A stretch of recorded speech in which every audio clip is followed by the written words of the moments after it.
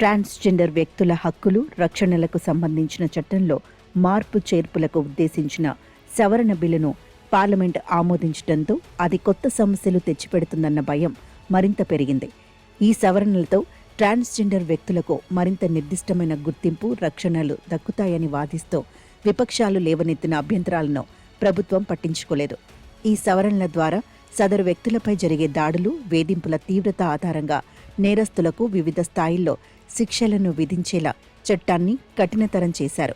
అయితే అనేక లోపాలను సరిదిద్దటానికి వీలుగా బిల్లును సెలెక్ట్ కమిటీకి నివేదించాలన్న విపక్షాల అభ్యర్థనను ప్రభుత్వం మన్నించి ఉంటే, మరింత విస్తృత చర్చకు సమయం, అవకాశం కూడా కల్పించి ఉంటే విమర్శలకు తావుండేది కాదు. సవరణ లక్ష్యానికి కూడా అర్థం, పరమార్థం దక్కేవి.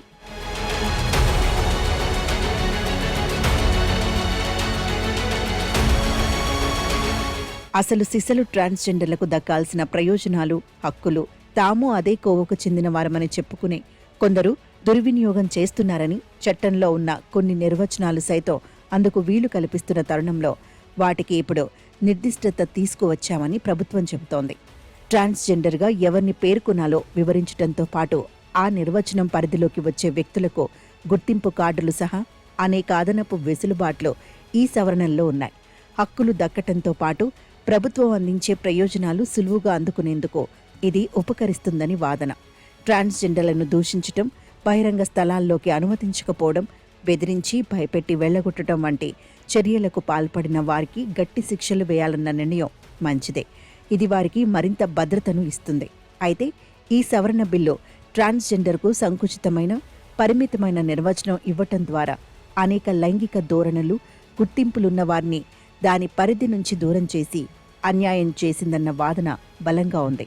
సంప్రదాయంగా దేశవ్యాప్తంగా వివిధ పేర్లతో మనుగడ సాగిస్తున్న ట్రాన్స్జెండర్లలో కొన్ని సాంస్కృతిక గుర్తింపులున్న వారు మాత్రమే ఈ పరిధిలోకి వచ్చి లక్షలాది మంది ఈ చట్టం కల్పించే రక్షణలకు దూరం అవుతున్నారన్నది విమర్శ. దేశంలోని ప్రతి రాష్ట్రంలోనూ అనూచానంగా సమాజం ఆమోదించిన వివిధ పేర్లతో చలామణి అవుతున్న ట్రాన్స్జెండర్లకు ఈ చట్టం గుర్తింపు ఇవ్వకపోవటం వల్ల వారు ప్రాథమిక హక్కులకు సైతం నోచుకోకపోయే ప్రమాదం ఉందని ఈ రంగంలో పనిచేస్తున్న వారి భయం.